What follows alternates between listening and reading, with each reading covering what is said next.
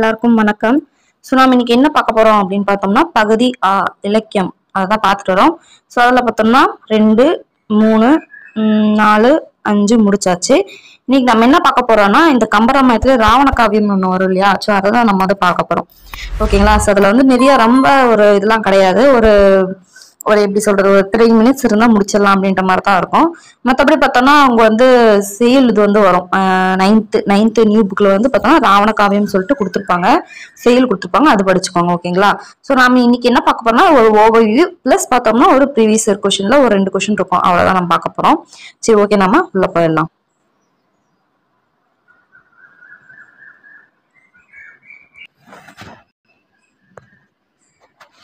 Okay, Ravana காவியமோட நூல் குறிப்பு first பார்க்கலாம். 20ஆம் நூற்றாண்டு, இது எந்த நூற்றாண்டுன்னு தெரிஞ்சுக்கணும். 20ஆம் நூற்றாண்டு, இதே வந்து கன்ஃபியூஸ் பண்ணி ஸ்டேட்மெண்ட்ல கேட்டிருக்காங்க ஒரு டைம். ஸோ அதாவது வந்து கேட்கறதுக்கு வாய்ப்பு இருக்கு, பார்த்துக்கோங்க. ஸோ 20ஆம் நூற்றாண்டில் தோன்றிய தனித்தமிழ் பெருங்காப்பியம் ராவண காவியம். இது வந்து ஒரு பெருங்காப்பியம், ஒரு காப்பியம். ஓகேங்களா? 20ஆம் நூற்றாண்டில் தோன்றிய ஒரு பெருங்காப்பியம் ராவண காவியம். அடுத்து தனித்தமிழ் பெருங்காப்பியம் அப்படின்னு சொல்லிட்டு என்னன்னு பார்த்தோம்னா அதுதான் ராவண காவியம் அப்படின்ட்டு தெரிஞ்சுக்கணும். ஓகே, இந்த ராவண காவியத்துல பார்த்தோம்னா எத்தனை காண்டங்கள் இருக்கு அப்படின்னு பார்த்தோம்னா 5 காண்டங்கள். அதே மாதிரி 310 பாடல்கள் வந்து இருக்குன்றாங்க. ஸோ எத்தனை காண்டம்? 5, 310 பாடல்கள். ஸோ என்னென்ன காண்டம் அப்படின்னு பார்த்தோம்னா தமிழக காண்டம், இலங்கை காண்டம், விந்த காண்டம், பழிப்புரி காண்டம், போர்காண்டம். ஓகேங்களா? ஸோ ஃபர்ஸ்ட் தமிழக காண்டம், கடைசி வந்து போர்காண்டம், அடுத்து இலங்கை, தமிழ், இலங்கை, விந்த, பழிப்புரி, போர்காண்டம். ஓகேங்களா? 3100 பாடல்கள் இருக்கு. ஸோ இதை எழுதினது யாருன்னு பார்த்தோம்னா புலவர் குழந்தை அப்படின்றவர் தான் என்னது எழுதியிருக்காரு. ஓகேங்களா? அடுத்து இந்த ராமாயணத்துல எதிர்நிலை மாந்தரா இருந்தவர் தான் ராவணன், நம்மளுக்கு நல்லாவே தெரியும். ஸோ அவரை வந்து முதன்மை நாயகனா வச்சு ஏற்றது தான் இந்த ராவண காவியம். ஸோ கொஸ்டின் எப்படி கேட்கலாம்னா ராமாயணத்தின் எதிர்நிலை மாந்தராக படைக்கப்பட்ட ராவணை முதன்மை நாயகனாக கொண்டு ஏற்றப்பட்டது எது அப்படின்னு சொல்லி கேட்கலாம். இல்லை இதோட கூட கட் பண்ணி கேட்கலாம். அதாவது ராவணனை முதன்மை நாயகனாக கொண்டு ஏற்றப்பட்டது எதுன்னு கேட்கலாம். இல்லைன்னா ராமாயணத்தில் எதிர்நிலை மாந்தராக படைக்கப்பட்ட யாரை கொண்டு ராவண காவியத்தை வந்து இது பண்ணாங்க அப்படின்னு சொல்லிட்டு கொஸ்டின் கேட்கலாம். ஓகேங்களா? ஸோ டோட்டலாக பார்த்தோம்னா இதில் கீவேர்ட்ஸ் வந்து ராமாயணம், எதிர்நிலை, அடுத்து ராவணன், அடுத்து பார்த்தோம்னா முதன்மை நாயகன், அடுத்து பார்த்தோம்னா ராவண காவியம். ஓகேங்களா? சரி, ஓகே. ஸோ ராவண காவியம் நூல் பற்றி அறிஞர் அண்ணா வந்து சில கோட்ஸ்லாம் கொடுத்துருக்காரு, அதை நாங்கள் பார்க்கலாம். ராவண காவியம் அப்படின்றது பார்த்தோம்னா காலத்தின் விளைவு, ஆராய்ச்சியின் அறிகுறி, புரட்சி பொறி, உண்மையை உணர வைக்கும் உன்னத நூல் அப்படின்னு சொன்ன யார் பார்த்தோம்னா பேரறிஞர் அண்ணா. ரொம்ப முக்கியமான பாயிண்ட். ஓகேங்களா? ஓகே, புலவர் குழந்தையை பற்றி பார்க்கலாம். இவர் பார்த்தோம்னா ராவண காவியம் அப்படின்றதோட ஆசிரியர் பார்த்துட்டோம். இவர் வந்து தந்தை பெரியாரின் வேண்டுகோளுக்கு இணங்க 25 நாளில், அதாவது இவர் திருக்குறள் வந்து உரை எழுதினார். ஓகேங்களா? ரொம்ப முக்கியமான ஒரு பாயிண்ட். யாரோட வேண்டுகோளுக்கு என்னங்க? பெரியாரோட வேண்டுகோளுக்கு என்னங்க 25 நாள்ல முடிச்சிட்டாரு. என்ன முடிச்சாரு? திருக்குறளுக்கு உரை எழுதி முடிச்சாரு. அதுக்கப்புறம் பார்த்தோம்னா யாப்பதிகாரம், தொடை அதிகாரம் உள்ளிட்ட 30க்கும் மேற்பட்ட இலக்கண இலக்கிய நூல் படைச்சிருக்காங்க. சில படைச்சிருக்காரு. யாப்பதிகாரம், தொடை அதிகாரம் 30க்கும் மேற்பட்டது. ஓகே. ஸோ அது கடைசியாக வந்து இது கொடுத்துருப்பாங்க, கோர்வை கோவை அப்படின்னு கொடுத்து, கோனா வந்து வேர் சொல், அது வந்து என்ன சொல்லுவாங்க, கோப்பு, கோவை, கோத்தல், கோத்தான், கோத்தால் என்பதே சரி அப்படின்னு சொல்லி கேட்பாங்க. இது வந்து கேட்டிருக்காங்க ஒரு ப்ரீவியஸ் கொஸ்டின்ல. கோர்வை, கோவை அப்படி சொல்லிட்டு அதோட வேர்ச்சொல் என்ன அப்படின்ற மாதிரி கொடுத்து எப்படி கேட்டாங்கன்னா கோ அப்படின்ற வேர்ச்சொலோட இதெல்லாம் என்னென்ன அப்படின்னு சொல்லிட்டு மாற்றி கொடுத்தாங்க. 1, 2, 3, 4 கொடுத்து இது எது சரி எது தப்பு அப்படின்ட்டாங்க. ஸோ இது வந்து எல்லாமே தெரியும். கோப்பு, கோவை, கோத்தல், கோத்தான், கோத்தல். எடுத்துக்காட்டு பார்த்தோன்னா ஆசார கோவை, ஊசியில் மூளை கோத்தான். ஓகேங்களா? ஓகே, அவ்வளோதான். மீதி நம்ம பார்க்க வேண்டியது என்னன்னு பார்த்தோம்னா அந்த செய்யுள் இருக்கு இல்லையா, 9th ஸ்டாண்டர்டில் இருக்கு, அது வந்து நீங்கள் படிச்சுக்கோங்க. ஓகேங்களா? ஓகே.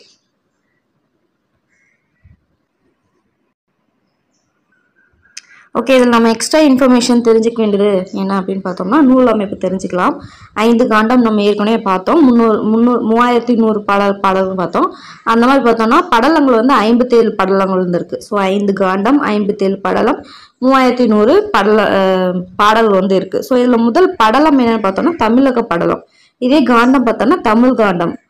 இறுதி படலம் பார்த்தோம்னா இருவாய் படலம். 2வது காண்டம் பார்த்தோம்னா இலங்கை காண்டம். இறுதி போர்காண்டம். ஓகேங்களா? ஸோ இறுதி படலம் இருவாய் படலம், கடைசி காண்டம் பார்த்தோம்னா போர்காண்டம். ஓகேங்களா? அடுத்து ஓகே. அடுத்து இந்த ராவண காவியம் இதை பற்றி வந்து பார்த்தோன்னா அறிஞர் என்ன சொன்னாங்க ஒரு இது பார்த்தோம். அவர் வேற என்னெல்லாம் சொல்லியிருக்கான்னு பார்க்கலாம். ராவண காவியம் அப்படின்றது பழமைக்கு பயணச்சீட்டு, புதுமைக்கு நுழைவுச்சீட்டு அப்படின்றாரு. அதே மாதிரி புரட்சி கவிஞரின் புதுக்கவிதை போல புதிய தமிழகத்தின் ஓவியம் இந்நூல் அப்படின்றாரு. அதே மாதிரி தன்மான இயக்கத்தார் தமிழ் பகைவர்கள் காவியம் அறியாதோர் கலையுணர்வு இல்லாதோர் என்ற அவமொழியினை அடித்து துரத்தும் ஆற்றல் ஆயுதம் அப்படின்னு சொல்லியிருக்காங்க. அதே மாதிரி தமிழ் மறுமலர்ச்சியின் தலை சிறந்த நறுமலர் அப்படின்னு சொல்லியிருக்காரு. நெடுநாள் ஆராய்ச்சியும் நுண்ணிய புலமையும் இனப்பற்றும் ஒருங்கே அமைந்த காவியம் அப்படின்னு சொல்லியிருக்காங்க. அதே மாதிரி தமிழரின் புது வாழ்விற்கான போர் முயற்சி அப்படின்னு சொல்லிட்டு தான் சொல்லியிருக்காரு. ஓகேங்களா? ஸோ இந்த கோட்ஸ்லாம் வந்து பார்த்துக்கோங்க. ஓகே. புலவர் குழந்தையை பற்றி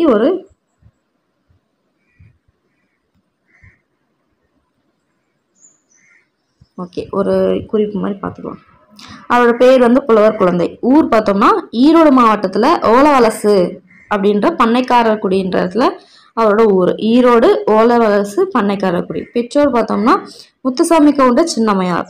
அவரோட காலம் பார்த்தோம்னா ஜூலை 1 1906 1972, செப்டம்பர் 2 1972. இயற்கையிலே கவிப்பாடும் ஆற்றல் வாய்க்க பெற்றவர். இசைப்பாடல்களை இவர் முதலாக பாடிய பாடல்கள். அடுத்து ஆசிரியர் உதவியின்றி தாமே முயன்று தமிழ் கற்று சீரிய புலமை எழுதினார். அதன் அடையாளமாக 1934 பார்த்தோம்னா சென்னை பல்கலைக்கழகத்துல பல்கலைக்கழகத்தின் புலவர் பட்டம் பெற்றார். ஸோ இவர் வந்து எங்க புலவர் பட்டம் பெற்றார்னு சொல்லிட்டு கேட்கலாம். 1934 சென்னை பல்கலைக்கழகம். அடுத்து ஆசிரியராக தலைமை தமிழ் ஆசிரியராக 39 ஆண்டுகள்ன்றது முக்கியம். 39 ஆண்டுகளாக பணியாற்றி ஓய்வு பெற்றார். இவரது நூல்கள் பார்த்தோம்னா 2006 பார்த்தோம்னா அரசால் நாட்டுடைமையாக்கப்பட்டுள்ளது அப்படின்றதும் முக்கியமான ஒரு கீ பாயிண்ட். ஸோ 39, 2006, 1934 இது எல்லாமே ஞாபகம் வச்சுக்கணும். ஓகேங்களா? ஓகே.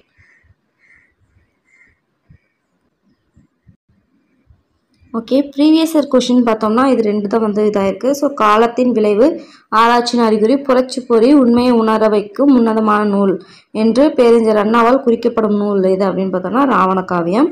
அடுத்து பார்த்தோம்னா இது பார்த்தோம்னா அந்த 9th நம்ம சொன்னோம் இல்லைங்களா? 9th வந்து ஒரு 5 செயல் கொடுத்துருப்பாங்க நினைக்கிறேன். முல்லை மருதம் அந்த மாதிரி சொல்லிட்டு. ஸோ அதில் வந்து இது முதிரையும் சாமையும் மலகும் மொய்மணி குதிரைவாளியும் களம் குவித்து குன்று என அப்படின்னு சொல்லியிருக்காங்க. ஸோ குன்று மாதிரி குவிச்சு வச்சிருக்காங்க அப்படின்னு சொல்லுவாங்க. இது என்ன, எந்த வரிகள் குறிக்கும் நிலம் எதுன்னு கேட்டிருக்காங்க. ஓகேங்களா?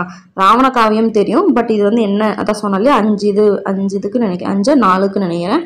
4 திணைக்கு வந்து அவங்க கொடுத்துருப்பாங்க. ஸோ அதில் பார்த்தோன்னா இதுவும் ஒன்று. ஓகேங்களா? ஸோ இது வந்து என்ன பண்ணுங்க, 9th ஸ்டாண்டர்டில் தான் அதில் மட்டும் தான் இருக்கும் ராவண காவியம். அதில் வந்து படிச்சுக்கோங்க. அந்த செயல் வந்து படிச்சுக்கிட்டிங்கன்னா எந்த கொஷின்னாலும் அதில் வந்து ஆன்சர் பண்ணிக்கலாம். ஓகேங்களா? ராவண காவியம் அவ்வளோதான். ஓகேங்களா? ஸோ அடுத்த டாப்பிக்கில் மீட் பண்ணுறேன். பாய்.